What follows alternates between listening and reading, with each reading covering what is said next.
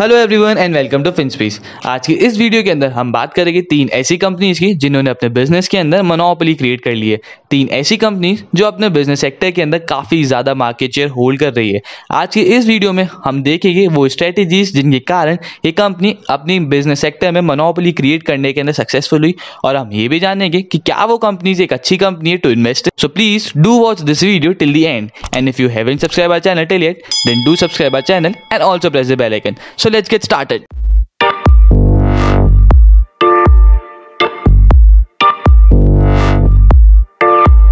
तो पहली कंपनी है CAMS which is computer age management service, और ये इंडिया की largest registrar and transfer agent है ऑफ म्यूचुअल फंड्स।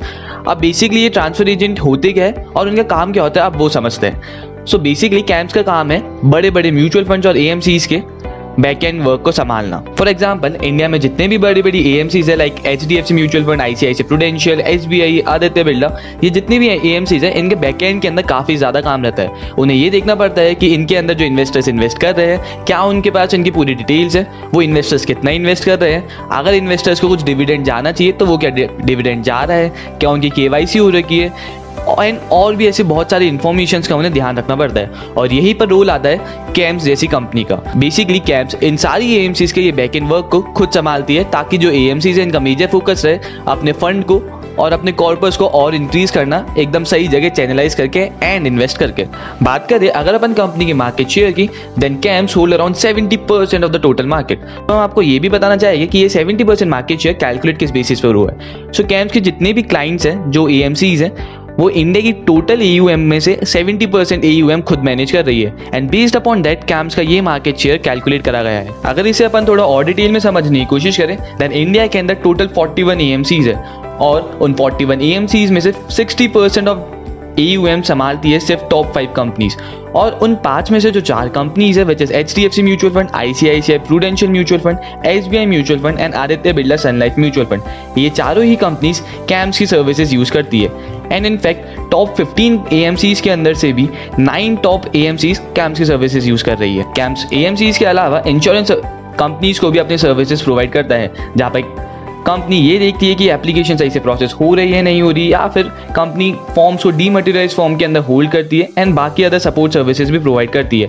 कंपनी इनके अलावा alternative investment funds, banking and non banking services और सॉफ्टवेयर सोल्यूशंस भी प्रोवाइड करती है अलग अलग इंडस्ट्रीज के अंदर। बात करें अगर अपन कैम्स के जो कॉम्पिटिटर्स हैं उनके मार्केट शेयर की, then Karvy as on July 2020 contributes 27% of the market share, Franklin holds 3% of the market share, and बाकी का जो मार्केट शेयर है विच इज 70% ये होल्ड करता है कैम्स कंपनी। नजर डाले अगर अपन कैम्स के फाइनेंशियल्स के ऊपर, देन कैम्स के जो सेल्स है वो लास्ट 2 ईयर्स के अंदर ग्रो हुई है with the CAGR of 4.24%। Company का नेट प्रॉफिट ग्रो हुआ है लास्ट 2 ईयर्स के अंदर with the CAGR of 9%।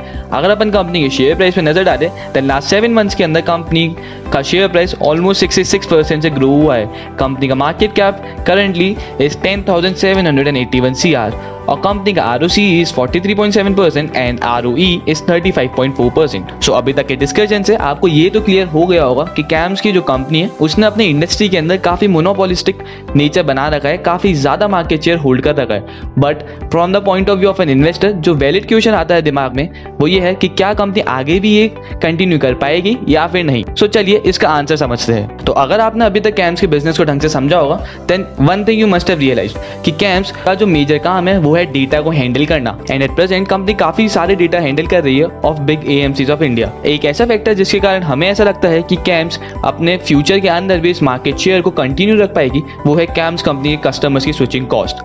Camps company के जो कस्टमर्स है विच इज AMCs, उनके सामने काफी ज्यादा रिस्क आ जाता है अगर वो कंपनी कैम्स से स्विच करके कैम्स के किसी कॉम्पिटिटर के पास जाती है। The risk of business disruption, the risk of data loss, and काफ़ी सारे रेगुलेटरी इश्यूज भी जनरेट होने चालू हो जाते हैं, और उन AMCs को काफ़ी सारा टाइम भी इन्वेस्ट करना पड़ता है अपने नए पार्टनर के साथ लाइजनिंग बिठाने के लिए।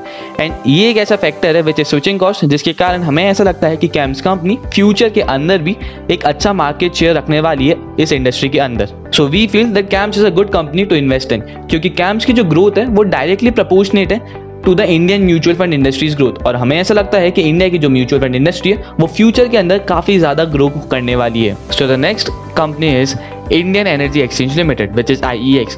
जिन लोगों को इसके बारे में नहीं पता वो इसे NSE और BSE से कंपेयर कर सकते हैं। बस फर्क इतना है कि जैसे NSE और BSE पे शेयर्स ट्रेड करते हैं, इस कंपनी के ऊपर शेयर्स की जगह इलेक्ट्रिसिटी की ट्रेडिंग होती है। इंडिया के अंदर IEX को मिला के कुल 3 ऐसे एक्सचेंजेस है। The first is IEX, the second is Power Exchange of India Limited and the third is National Power Exchange Limited। India में जितनी भी इलेक्ट्रिसिटी की वॉल्यूम ट्रेड होती है उसमें से 98% ट्रेडेड वॉल्यूम होती है ऑन IEX। अब आप लोगों में से काफ़ी लोगों के दिमाग में ये क्वेश्चन आ रहा होगा कि कंपनी अपने सेक्टर के अंदर, अपनी इंडस्ट्री के अंदर मार्केट लीडर कैसे बनी और एक तरह से अपनी मोनोपोलिस्टिक सिचुएशन कैसे क्रिएट कर पाई। इसके पीछे जो मेजर रीजन है वो है कंपनी का first mover advantage. Indian energy exchange limited India की पहली पावर एक्सचेंज थी और उसके कारण इस कंपनी पे, इस एक्सचेंज पे ऑलरेडी काफी सारे लोग रजिस्टर्ड है और इतने सारे इन्वेस्टर्स ऑलरेडी रजिस्टर्ड होने के कारण जो नए इन्वेस्टर्स आते हैं वो इस एक्सचेंज को ज़्यादा प्रेफर करते हैं as compare to its competitors, क्योंकि नए इन्वेस्टर्स को अपनी इलेक्ट्रिसिटी की सही प्राइस इस एक्सचेंज पे इंस्टेंटली मिल जाती है as compare to its competitors. In fact अगर इस इंडस्ट्री के अंदर कोई नई कंपनी एंट्री करना चाहती है देन उसके लिए भी काफ़ी ज़्यादा बैरियर है, क्योंकि उस कंपनी को काफ़ी ज़्यादा रूल्स एंड रेगुलेशंस के साथ कंप्लाई करना पड़ेगा एंड इंडियन गवर्नमेंट की काफ़ी ज़्यादा परमिशंस लेनी पड़ेगी बिफोर एंटरिंग दिस इंडस्ट्री। बात करें अगर अपन कंपनी की फाइनेंशियल्स की, देन IEX की सेल्स लास्ट 3 साल के अंदर 9% की CAGR से इंक्रीज हुई है एंड लास्ट 5 साल के अंदर 8% की CAGR से। IEX का जो नेट प्रॉफिट है वो लास्ट 5 साल के अंदर 19% की CAGR से ग्रो करा है एंड कंपनी की जो शेयर प्राइस है वो लास्ट 1 साल के अंदर 170% का रिटर्न शो करा है और लास्ट 3 साल के अंदर अराउंड 147% का। कंपनी का ROCE है ऑफ 60.32% एंड कंपनी का ROE है ऑफ 47.77%। अब बात करते हैं अपन उन फैक्टर्स की जिनके कारण हमें ये लगता है कि इस कंपनी की जो फ्यूचर ग्रोथ है वो काफ़ी अच्छी होने वाली है। The first is introduction of electricity derivatives. IEX की एनुअल रिपोर्ट के अकॉर्डिंग इंडियन गवर्नमेंट जल्दी ही इस एक्सचेंज के ऊपर इलेक्ट्रिसिटी फ्यूचर्स की ट्रेडिंग स्टार्ट करने वाली है और जैसे ही इलेक्ट्रिसिटी फ्यूचर्स की ट्रेडिंग स्टार्ट होगी ये एक्सपेक्टेड है कि जो बड़ी बड़ी कॉर्पोरेट्स है वो अपने बिल्स के हेजिंग के लिए, अपने इलेक्ट्रिसिटी बिल्स के हेजिंग के लिए फ्यूचर्स के अंदर ट्रेड करना स्टार्ट कर देगी। और IEX का ये एक्सपेक्टेशन है कि जैसे इंडियन गवर्नमेंट ये ऑर्डर पास करती है इसकी जो ऊपर ट्रेडेड वॉल्यूम है उसमें 50 से 70% का इंक्रीज आएगा within a period of 12 months. The second point is electric vehicle charging infrastructure. जैसा कि अपन सब जानते हैं कि in the future times India की मेन स्ट्रीम व्हीकल बनने वाले हैं इलेक्ट्रिक व्हीकल्स और अगर इलेक्ट्रिक व्हीकल्स बनेंगे then Indian government and Indian automobile companies को एक चार्जिंग स्टेशंस का इंफ्रास्ट्रक्चर भी खड़ा करना पड़ेगा और ये एक्सपेक्टेड है कि उन चार्जिंग स्टेशंस पे जो इलेक्ट्रिसिटी यूज आएगी वो परचेज करी जाएगी इन एक्सचेंजेस के थ्रू, जिसके कारण इन एक्सचेंज में जो ट्रेडिंग वॉल्यूम है वो काफ़ी ज़्यादा इंक्रीज होने वाला है। Also IEX is planning to start a cross border trading platform जिसके अंदर एक इन्वेस्टर नेबरिंग कंट्रीज के थ्रू भी अपनी इलेक्ट्रिसिटी को ट्रेड कर सकता है और IEX अभी ये भी प्लान कर रहा है कि वो अपने एक्सचेंज के ऊपर इंट्रोड्यूस करे the trading of green market यानी renewable energies which are solar energy and wind energy.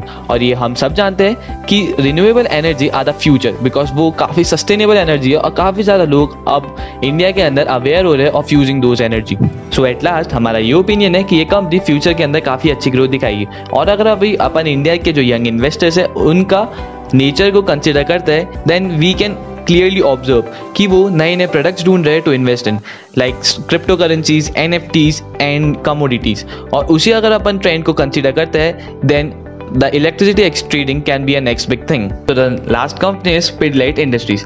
Pidilite Industry एक काफ़ी जानी मानी कंपनी है इन एडेसिव्स मार्केट। ये कंपनी 1969 के अंदर स्टार्ट हुई थी और ये कंपनी एडेसिव्स मार्केट के अंदर 65% से ज़्यादा का मार्केट शेयर होल्ड करती है। कंपनी ने अपने ऑपरेशन को काफ़ी अलग अलग सेगमेंट्स के अंदर डाइवर्सिफाई कर रखा है। For example adhesives and sealants, construction and paint chemicals, automotive chemicals, art materials, industrial adhesives, industrial and textile resins and organic pigments and preparations. Company ने फेविकॉल एंड डॉक्टर फिक्सेट जैसी काफ़ी पॉपुलर ब्रांड्स बनाई है। अगर अपन कंपनी के प्रोडक्ट्स को थोड़ी और डिटेल में जानना चाहे देन कंपनी ने फेविस्टिक, फेविक्विक, टर्मिनेटर जैसी भी ब्रांड्स बनाई है। कंपनी ने आर्ट मटेरियल्स एंड स्टेशनरी के अंदर क्रेयॉन्स कलर्स, एक्रिलिक कलर्स जैसी प्रोडक्ट्स को मैन्युफैक्चर करा है। कंपनी का जो सबसे ज़्यादा रेवेन्यू आता है वो आता है कंपनी के एडेसिव्स सेगमेंट है जहाँ पर कंपनी मार्केट लीडर है। जैसे कि हमने आपको पहले भी वीडियो के अंदर बताया कि एडिसिव्स सेगमेंट के अंदर पिडिलाइट इंडस्ट्री 65% से ज़्यादा का मार्केट शेयर होल्ड करती है और उस सेगमेंट से कंपनी को अराउंड 53% का रेवेन्यू आता है। अगर अपन नज़र डालें उन फैक्टर्स पे जिसके कारण कंपनी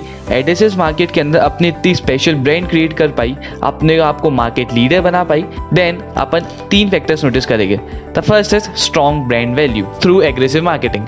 ये हम सब जानते हैं कि फेविकॉल के जो एड्स है वो काफ़ी ज़्यादा इंपैक्टफुल रहते हैं और काफ़ी ज़्यादा इन्फ्लुएंस करते हैं। फॉर एग्जाम्पल फेविकॉल की वो फेमस एडवर्टीजमेंट टेकलाइंस, वही मजबूत जोड़ पानी में भी, ये फेविकॉल का जोड़ है, टूटेगा नहीं। इन सभी एडवर्टीजमेंट्स ने कंज्यूमर्स के दिमाग को इतना इन्फ्लुएंस करा कि जब भी वो शॉप पे एडिसिव खरीदने जाते थे वो डायरेक्टली फेविकॉल या फेविक्विक ही मांगते थे and shopkeepers was also used to it. The second strategy for the Fevicol was direct marketing.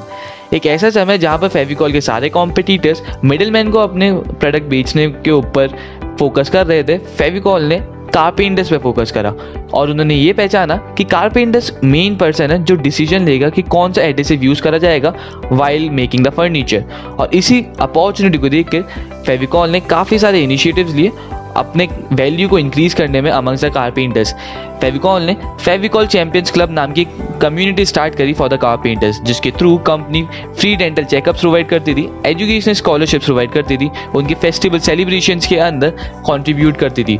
और इन्हीं सारे इनिशिएटिव्स के कारण कारपेंटर्स के अंदर फेविकॉल की ब्रांड इक्विटी काफ़ी ज़्यादा इंक्रीज हो गई और एक इमोशनल कनेक्ट क्रिएट हो गया कारपेंटर्स की कम्युनिटी के अंदर और उसके कारण फेविकॉल का जो यूज़ है वो काफ़ी ज़्यादा इंक्रीज हो गया। सारे कारपेंटर्स फेविकॉल को यूज़ करने लग गए और उसके कारण कंपनी को काफ़ी ज़्यादा बेनिफिट मिला। इनिशियल बूस्ट के बाद कंपनी ने काफ़ी सारे इनोवेशंस करे, काफ़ी नए नए प्रोडक्ट्स बनाए जो मार्केट के अंदर हमेशा सक्सेसफुल रहे। For example Fevicol, Fevistik, Fevikwik, doctor Fixit and etcetera. बात करें अगर अपन कंपनी के फाइनेंशियल्स की, पिडिलाइट इंडस्ट्रीज की जो सेल्स है वो लास्ट 10 ईयर्स के अंदर 11.87% के CAGR से ग्रो हुई है। कंपनी का नेट प्रॉफिट अराउंड 15% के CAGR से ग्रो हुआ है। कंपनी के शेयर प्राइस ने लास्ट 10 ईयर्स के अंदर अराउंड 29% का रिटर्न दिया है। अगर बात करें अपन कंपनी के रिटर्न रेशियो की, देन कंपनी का ROCE है ऑफ 34.6% एंड ROE है of almost 24%। So all in all Pidilite industries ने काफ़ी स्ट्रेटेजिकली अपने मार्केट के अंदर एडिसिव्स इंडस्ट्री के अंदर अपनी मोनोपोली क्रिएट करी और अगर आज कंपनी अपने प्रोडक्ट की कॉस्ट को और प्राइस को इंक्रीज भी करती है, even then consumers easily switch नहीं करेंगे किसी और प्रोडक्ट्स के अंदर। So in our opinion Pidilite industries is a very stable company to invest in. So that's all from our side. Thank you for watching the video. I hope आपको ये video पसंद आई होगी और अगर नहीं आई देन प्लीज़ हमें कमेंट सेक्शन में आपके फीडबैक्स दीजिए ताकि हम अगले वीडियोस में अपने आप को इम्प्रूव कर सके। और अगर आई है then please press the like button, share it with your friends and family ताकि वो भी इंफॉर्मेटिव कंटेंट को कंज्यूम करते रहे and also don't forget to subscribe our channel. Thank you.